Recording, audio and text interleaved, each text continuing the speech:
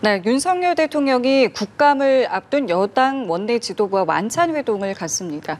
아직 한동훈 대표의 독대 요청에는 답변을 하지 않은 상황에서 한 대표는 참석 대상이 아니다 보니 여러 해석도 나오고 있습니다. 네, 그리고 조금 전 윤석열 대통령 전해드린 것처럼 쌍특검법 등 법안에 대해서 제2 요구안을 제거했는데요. 관련 내용 포함한 정치권 이슈들 김대식 국민의힘 의원, 이기현 더불어민주당 의원과 함께 짚어보겠습니다. 두 분 어서 오십시오. 안녕하십니까. 네, 안녕하세요. 안녕하십니까. 네, 안녕하십니까. 네. 두 분이 오시자마자 저희가 속보가 나와서요. 속보를 전해드렸습니다. 윤 대통령이 조금 전 3개 법안에 대한 이제 거부권을 행사했다라는 것이고 민주당은 거부권이 행사되면 당장 이번 주에라도 재표결을 하겠다라는 지금 입장을 보이고 있는 상황인데요. 어떻게 보셨는지. 그렇습니다. 이것은 저는 예측을 한 상황이고요. 지난달 20일 검찰이 이재명 당대표에게 공직선거법 위반 혐의로 징역 2년을 구형했지 않습니까? 그리고 30일에는 이중교사 혐의에 징역 3년을 구형했습니다. 10월 이제 보궐선거를 앞두고 야권의 당대표에게 검찰의 징역을 구형한 것은 민주당과 야권의 좋은 일은 아니죠. 이 쌍특검법 발의도 마찬가지입니다. 이재명 대표에게 쏠리고 있는 대중적 관심을 다시 다른 곳으로 돌리고 현 정권에 불리한 이슈를 10월 이 보궐선거로 치르기 위한 쌍특검을 제2발의했다고 생각합니다. 이것은 국회로 돌아오면은 우리 국민의힘에서도 잘 대처하도록 그렇게 하겠습니다. 잘 대처를 하겠다고 하셨는데 사실은 이탈표에 대한 부분들도 많은 관측들이 나오고 있는데 현재 분위기를 어떻게 좀 보고 계십니까? 이탈표 결론부터 이야기하면 이탈표는 없습니다. 왜 그러냐면은 이 지금 현재 우리 지금 상황에서 국민의힘에서 어떤 8표 이탈표를 이렇게 생각을 하고 있는 것이 민주당의 생각인 것 같은데 그렇게 만약에 이탈표가 나오게 되면은 우리 당 문 닫아야죠. 그런 거 있을 수가 없습니다. 그래서 국민의힘은 쌍특검법을 야권에서 제기하는 문제들 이런에서 개헌부터 지금까지 일관된 입장으로 지금 가지고 있고 여기에 대해서 충분한 당론으로 결정했기 때문에 이것은 별 문제 없이 반대 의견으로 지금 갈 수밖에 없다. 주제를 좀 바꿔보도록 하겠습니다. 윤 대통령이 오늘 어쨌든 여당 원내 지도부를 초청해서 격려 만찬을 갖게 됩니다. 연례적으로 국감을 앞둔 상황에서 좀 원내 지도부를 격려하는 차원이다라고 하는데 이제 한동훈 대표가 빠진 것을 두고 참석하지 않는 것을 두고도 또 여러 이야기가 나오고 있습니다. 앞서 한 대표 같은 경우에 계속해서 독대를 요청하기도 했었고요. 이와 관련해서는 좀 어떻게 보고 계십니까? 원래 이거는 이제 정기국회 국감을 앞두고 사실은 이제 대표가 포함되고 원내대표 중심으로 상임위원장들 이 중심으로 이렇게 이야기가 된 것 같아요. 그런데 이것을 지금 언론이나 다른 일부에서 한 대표가 빠지는 것에 대해서 이거는 의도적이 아니냐 저는 그렇게 생각을 하지 않습니다. 대통령께 지금 이제 독대를 요청할 때 또 이 독대를 요청하지 않았습니까? 독대를 요청할 때는 통상적으로 기밀성을 지켜야 하는 것이 이제 독대의 요청이거든요. 그러니까 그 내용과 절차를 보완해 지키겠다는 전제로 대통령에게 꼭 전해야 할 말이 있을 때 독대를 요청하는 거 아니겠습니까?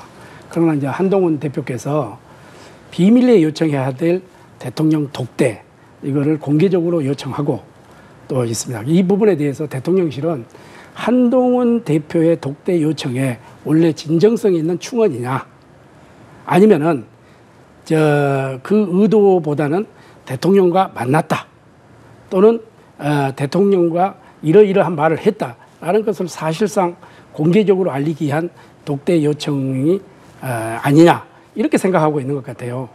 저는 대통령과 한동훈 대표 이 두 분 사이는 워낙 오랫동안 긴밀한 유지 관계를 해왔기 때문에 제3자에서 입장에서 이야기하기는 조심스럽지만은 독대를 요청하고 대표의 의도가 충언에 의한 꼭 해야 될 이야기가 있다고 한다고 하면은 저는 용산에서 대통령실에서도 거부할 아무런 그게 없다. 그러나 오늘 이 만찬 이것은 확대 해석을 좀 경계했으면 좋겠다 이런 말씀을 제가 드립니다. 짧게 하실 말씀 있으신가요? 한동훈 대표하고 이제 윤석열 대통령하고 이렇게 관계 이것이 어떻게 보면은 참 언론도 마찬가지고 야권에서도 상당히 어떻게 보면은 좀 이게 견해가 다른 것처럼 싸움을 붙이려고 하는 그런 의도도 있어요. 그렇지만은 윤석열 정권이 지금 3년 정도 남았습니다. 당 대표와 대통령은 한 몸으로 가야 되고 한 목소리로 가야 됩니다. 왜? 국민들이 우리 정치를 걱정하고 있어요. 그렇게 해서는 안 되잖아요. 정치권이 국민들을 걱정해야 될 시기 아니겠습니까? 이런 점에서는 어떻게 보면은 상당히 지금 이 토론이고 또 다양한 의견이 나올 수 있지만은 이것이 저는 건강한 정당의 하나의 일원이고 민주주의의 하나의 한 핵이 아닌가 이렇게 생각을 해서 저는 뭐 서로가 건전한 비판, 건전한 뭐 경쟁 의식은 충분히 있어도 된다 이렇게 저는 보고 있습니다. 알겠습니다. 너무 걱정하지 마십시오. 알겠습니다.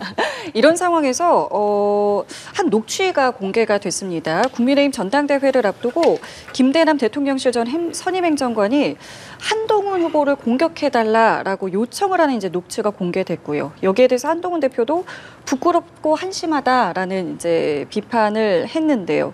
이 녹취 내용과 지금 이 상황을 좀 어떻게 보시는지 먼저 여쭤보겠습니다. 참 앞에서도 의원님도 말씀하셨다시피 참 부끄럽습니다. 사실은 이런 일이 국가에서 있어서는 안 되죠. 그러나 대통령실 행정관의 일탈, 이거는 대통령실 전체의 뜻이라는 데는 동감하기 어렵고요. 당시 대통령과 한동훈 대표의 관계는 총선 전부터, 통선 당시부터 설왕설래가 많았습니다.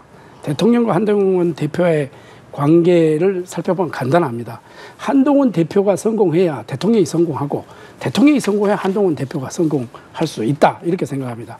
행정관의 일탈로 인한 불미스러운 일이고 우리 당에 있어서는 어떻게 보면 참 곤욕스러운 일이다 이렇게 생각을 합니다. 곧 사실이 밝혀지고 오해가 빨리 풀리기를 저는 바라마자 않습니다. 예, 알겠습니다. 그리고 앞서 김대식 의원께서 서두에 언급해 주신 부분인데 이재명 대표가 공직선거법 위반 혐의와 이중교사 혐의에 대해서 각각 징역 2년과 3년을 구형을 받았습니다. 이제 어쨌든 11월에 이 두 혐의에 대해서 1심 선고 결과가 나오는데 결과가 나온다면 이제 사법 리스크에 큰 영향을 미치는 변곡점이 될 것이다라는 분석들이 많거든요. 관련해서 이번 검찰의 구형 어떻게 보셨는지 또 앞으로 각 당의 대응 전략이 있을 것 같은데 먼저 좀 여쭙겠습니다. 네, 이재명 대표의 공직선거법 위반 혐의와 이중교사 혐의 사건은 검찰과 법원이 오랜 시간 동안 수사해온 이 판단해온 문제 아닙니까? 원래 선거법 위반 사건은 원래 1심을 6개월 이내에 처리를 하는 거로 이렇게 돼 있는데 이번 사건은 2년이 넘게 시간이 걸렸습니다. 오랜 시간이 걸린 만큼 법과 규칙에 따라서 검찰이 신중하게 구형을 하였을 거라 보고 이에 따라 법원이 오직 사실과 법리에 따라서 잘 판단하리라가 봅니다. 다만 이번 사건을 계기로 지연된 정의는 정의가 아니다라는 인식을 우리 법원이 되새겨 주었으면 좋겠다 이런 말씀을 드립니다. 예, 알겠습니다. 오늘 저희 두 분 말씀은 여기까지 함께 하도록 하겠습니다. 지금까지 김대식 국민의힘 의원, 이기현 더불어민주당 의원과 함께했습니다. 두 분 감사합니다. 고맙습니다. 네, 고맙습니다.